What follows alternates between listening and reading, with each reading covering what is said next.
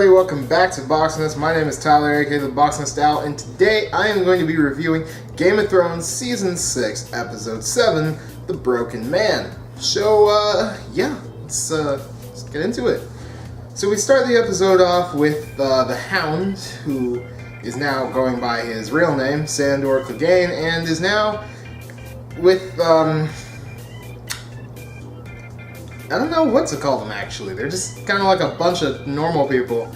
And basically they're going around building a sept, sort of. And yeah, so we open on like 4 guys carrying a giant log.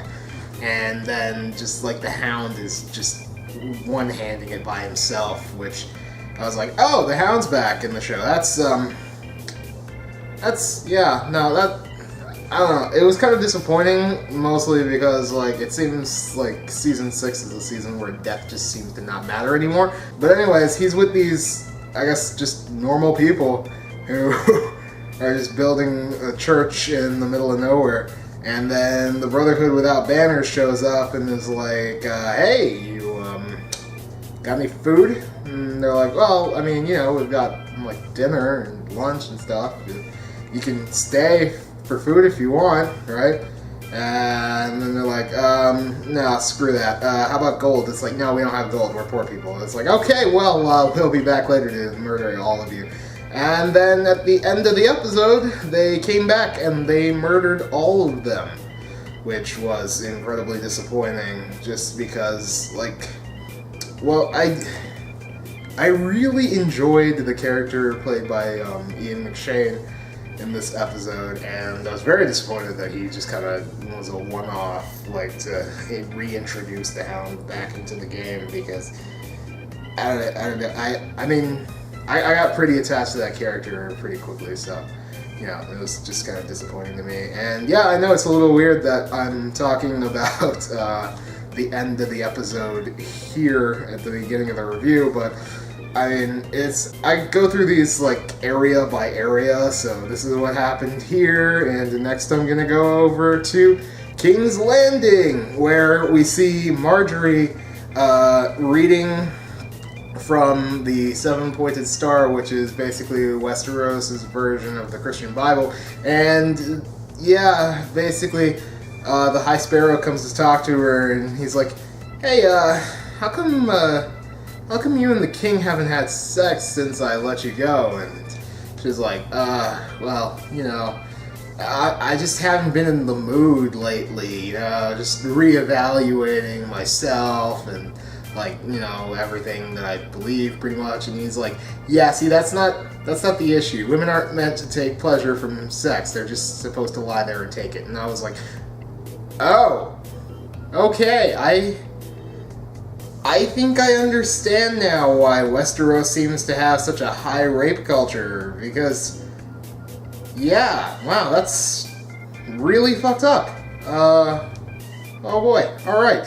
So, I mean, like, you knew the High Sparrow was a messed up guy, like, from way before, back in Season 5, it was pretty obvious, so, I mean, this just kind of brings it a bit more to a head, where it's like, yeah, it's not about pleasure. It's about making babies. So get to it.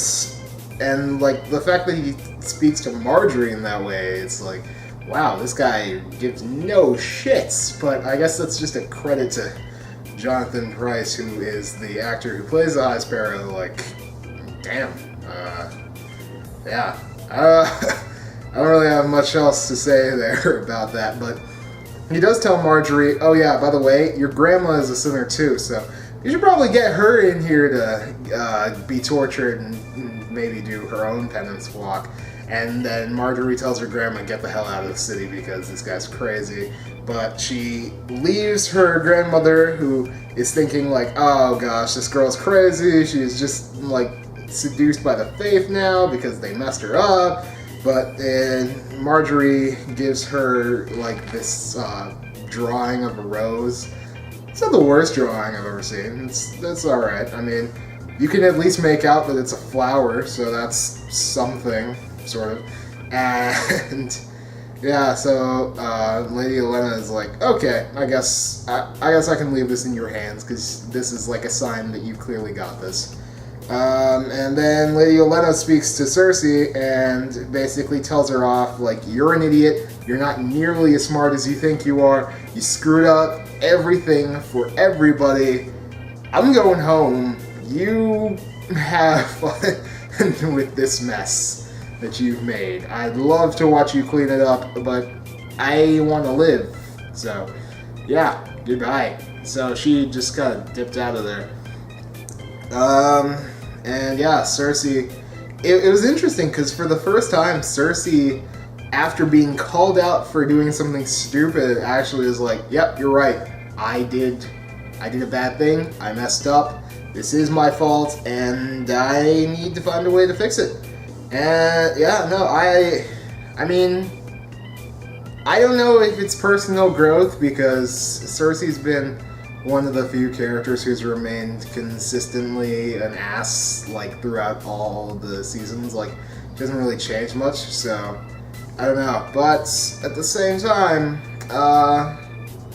yeah, the scene was good, and I'm hoping that this is going to lead to something interesting for Cersei's character by the end of the season, because she's been trying to get some wins, and it's not been going well for her, so maybe it works out, maybe it doesn't.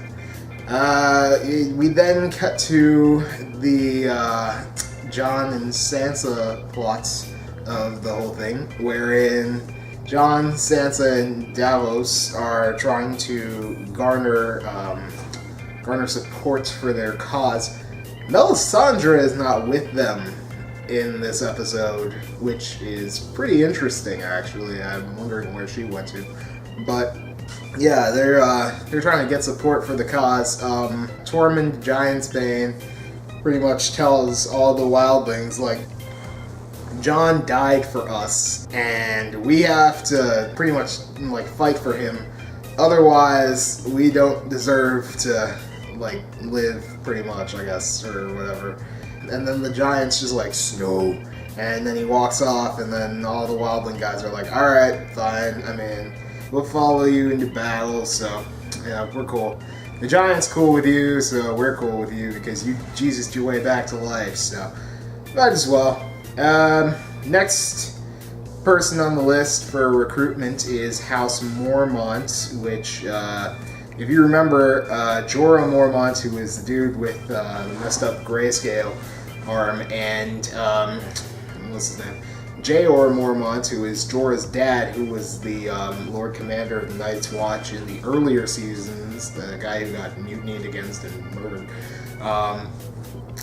Yeah, that's their family, and basically, the Starks go over there, and oh my god, that little girl's acting chops were amazing. I think she said Sandra when addressing Sansa, so, like, that was pretty funny. I'm not sure if that was intentional, or if she just, like, couldn't say Sansa, so, like, but either way, it was great, because it just shows how little of a shit she gives, because, like, it seems like Southern lords in this show are kind of more, like, about, like, well, I'm the lord of wherever the hell, so you just should respect me innately. Northern lords seem to be more like, I'm the lord of this place, but I'm also a badass, and that's why I have your respect. So, and with Sansa being in, like, the South for so long, it seems like she's gotta, like, learn that, like, she has no real Northern cred. And this girl, Lyanna Mormont, threw it back in her face too. Like, you were married to Tyrion Lannister, which technically makes you a Lannister, and you were married to Ramsay Bolton, which technically makes you a Bolton. So why should I help you? And then Sir Davos, aka the little girl whisperer, is just like, you know, this, and this, and that's the whole reason why, you know, like, we're great, and Jon is a leader and a zombie man, and also we have to fight White Walkers, so how about you just come along, huh? You want to fight zombies, right? And then she's like, yeah, I want to fight zombies, yay! So basically, it wasn't like exactly like that, but they got our support. And Bear Island, because it's a small island and a small house, they only have like 62 guys, which yeah, that sounds really bad, actually. I mean, what do you do if you guys get attacked or something? You only have 62 people? That's it? Alright. Okay, but yeah, the Bear Island and the Mormonts are on their side. So that's an extra 62 people on top of like 2,000 wildlings, so hey, sure. Then we move on to the final candidates in helping take back the North campaign, and it's House Glover. And as it turns out, these are the only ones out of the three who said no to helping, because the Boltons helped them take back their castle from the Ironborn, and also Robb Stark's rebellion went horribly. And I mean, like, I feel like this guy was a little overly pissy towards Robb Stark. I mean, yes, the guy made some stupid mistakes, and like, yeah, a lot of people ended up dying for like this lost cause. They thought they were getting this cool king in the north, and instead they got murdered at a red wedding. But I feel like this guy needs to lay off, because Robb Stark is also dead, right? Like, it would be one thing if Robb survived and just threw all these people under the bus, but he died at the red wedding too, so I mean, like, you kind of gotta give a little leeway there.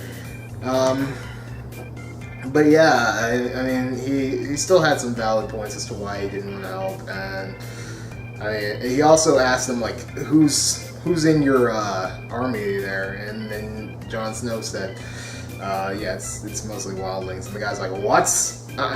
I don't deal with wildlings. Nice try, son. Get out of here. I'm gonna let you go out of respect for your father, but if I ever see you on the streets again, I'm slapping the shit out of you. So yeah, they kind of walked away defeated. So eventually, like, later on, they say how many people they actually got based on like the ravens they sent and everything. So it seems like they got maybe like 300 people from one place. So that plus the Mormonts plus the wildlings, it's probably about like 2,700 people. That's to the Boltons 5,000, and then there's also the Umbers and the Karstarks, and I think also the Manderleys. Yeah, they're gonna need some sort of come from behind miracle. Otherwise, yeah, they're all dying again, pretty much. It's not looking good for House Stark right now.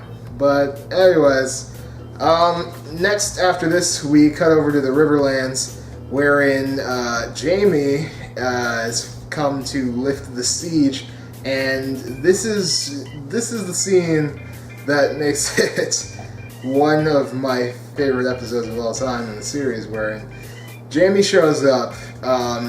Like, the Freys have a siege going, but it looks piss poor, and they've been threatening to hang Edmure Tully, who is the Lord of Riverrun from like season 3, and he's been a hostage of the Freys for a while. But like, they've been threatening to hang him or murder him like every day if the castle isn't given up.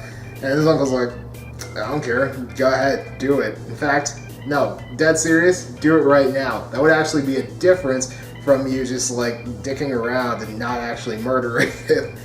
So yeah, I feel kind of bad for Edmure, because like, I mean, yeah, he was definitely an idiot, but like at the same time, it's just he gets such a short end of the stick that like you have to feel bad for him. But essentially, Jaime shows up and he's like, what the hell are you people doing? And then they're like, well, we have a hostage, so we threaten his life, right? And then he gives us the castle, and if he doesn't, we'll just do it again later. And it's like, only a fool makes threats that he's not prepared to carry out. And then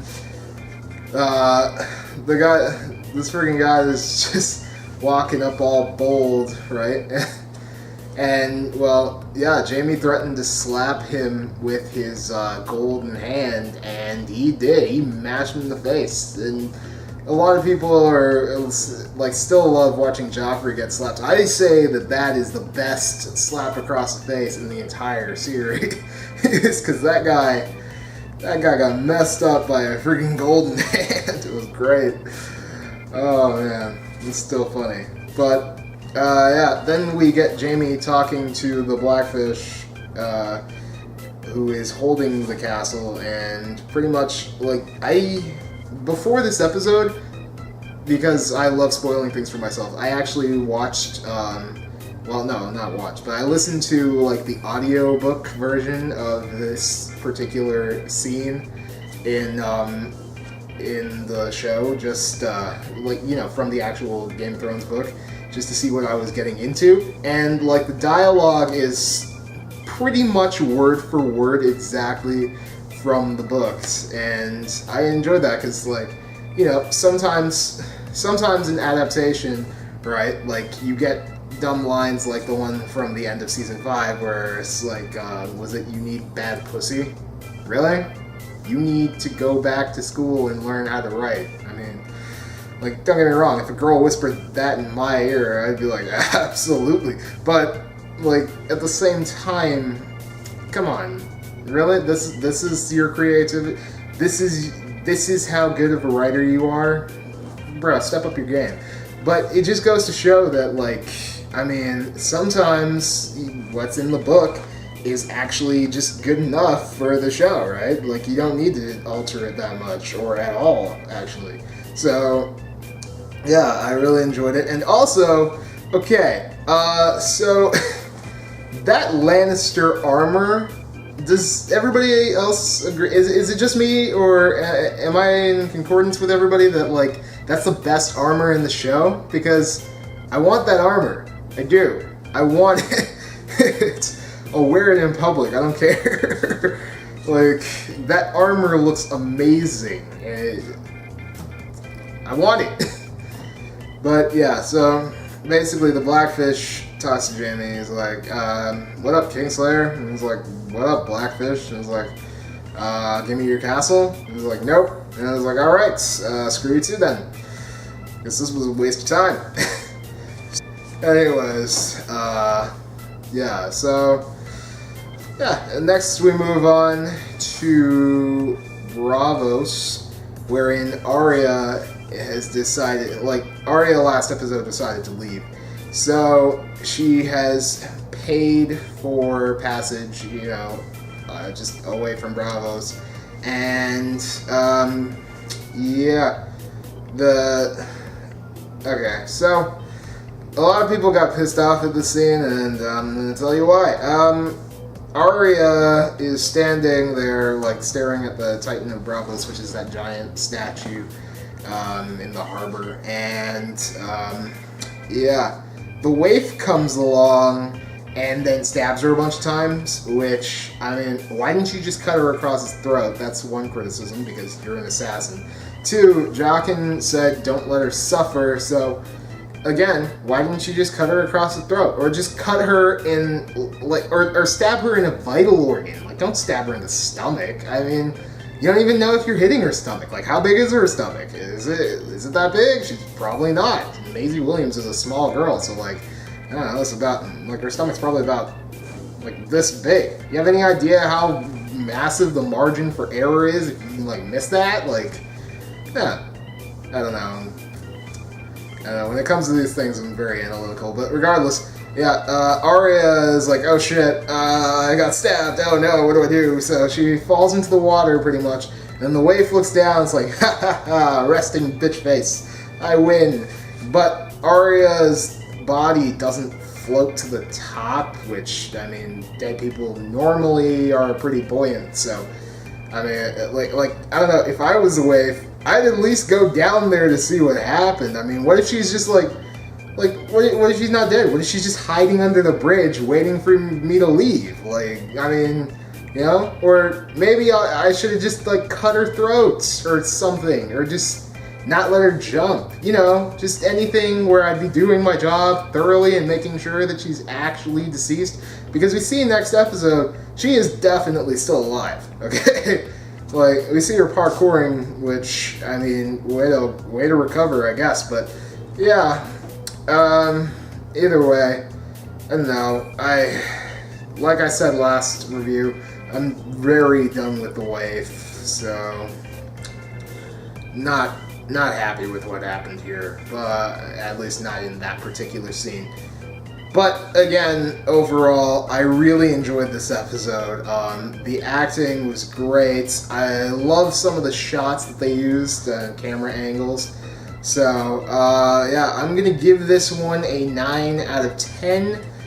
It was really great, and I'm still watching that slapping scene with Jaime. I'm gonna just call that the gold slap, because, like, they call Tyrion's the imp slap. That is the gold slap for me. So, yeah, I love that scene. I keep watching it over and over. It's still funny to me. Okay, so that has been my review of Episode 7 of Season 6 of Game of Thrones, The Broken Man. Obviously, I normally reference what the title is in reference to, so I'm thinking it's probably because of the Hound, because like he got defeated really badly the last time, but also because of Jaime, because he's missing his hand. But yeah, anyways, I really enjoyed the episode, and I hope you enjoyed this review. So if you did, like the video by clicking the thumbs up button. I appreciate that very much. Subscribe to the channel. I appreciate that a lot more.